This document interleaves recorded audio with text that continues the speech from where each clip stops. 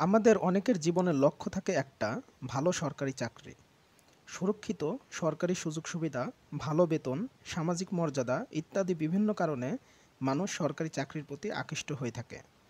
সরকারি চাকরি চাওয়ার পিছনের কারণ যাই থাক না কেন, পাওয়ার জন্য রয়েছে বিভিন্ন পরীক্ষা। আজকের আলোচনার বিষয় হলো ঘরে বসে সরকারি চাকরির প্রস্তুতি নেওয়ার পদ্ধতি। সরকারি চাকরির পরীক্ষার প্রস্তুতির জন্য প্রথমেই প্রয়োজন সেই চাকরি ও তার পরীক্ষা সম্পর্কে একটি স্পষ্ট ধারণা তৈরি করা। চাকরির পরীক্ষা বিভিন্ন ধরনের হয় এবং তার যোগ্যতা ও প্রশ্ন নানা ধরনের হয়ে থাকে। তাই প্রস্তুতি শুরুর আগে আপনার যোগ্যতায় আপনি কোন কোন পরীক্ষার যোগ্য সেটা ভালো করে দেখে নিন। বিভিন্ন চাকরির পরীক্ষায় অষ্টম শ্রেণী পাস থেকে শুরু করে স্নাতক এই ধরনের বিভিন্ন যোগ্যতার প্রয়োজন হয়। তবে স্নাতক যোগ্যতা থাকলে আপনি অধিকাংশ পরীক্ষার জন্য যোগ্য।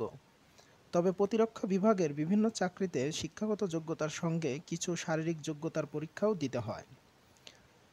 কোন চাকরিতে কী কী যোগ্যতা প্রয়োজন তা বিজ্ঞাপনে স্পষ্টভাবে উল্লেখ করা থাকে। চাকরির খোঁজ কিভাবে পাবেন?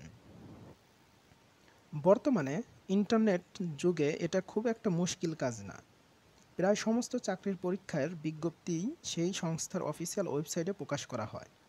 সেখান থেকেই যে কোনো নতুন বিজ্ঞপ্তির খবর মিলবে।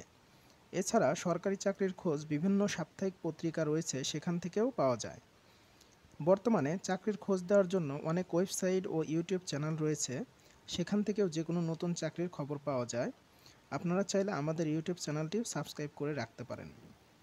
তবে তথ্যের সত্যতা যাচাই করতে সেই সংস্থার অফিসিয়াল ওয়েবসাইট থেকে তথ্যটি যাচাই করে নেওয়া উচিত। কিভাবে প্রস্তুতি নেবেন? সরকারি চাকরির পরীক্ষার সফল হতে প্রয়োজন সঠিক পথে কঠোর পরিশ্রম ও ধৈর্য। সরকারি চাকরিতে পদ সীমিত ও পরীক্ষার্থীর সংখ্যা প্রচুর, তাই স্বাভাবিকভাবেই কঠিন প্রতিযোগিতা রয়েছে। তবে সঠিক পদ্ধতিতে পরিশ্রম করলে সফলতা অসম্ভব নয়। নাম্বার 1, প্রথমেই দেখতে হবে কোন পরীক্ষার প্রস্তুতি নিতে চান। বিভিন্ন ধরনের চাকরির আলাদা আলাদা পরীক্ষা হয়ে থাকে। নাম্বার 2, এরপর সেই নির্দিষ্ট পরীক্ষার সিলেবাসে কী কী বিষয় রয়েছে সেগুলো নোট করে নিতে হবে।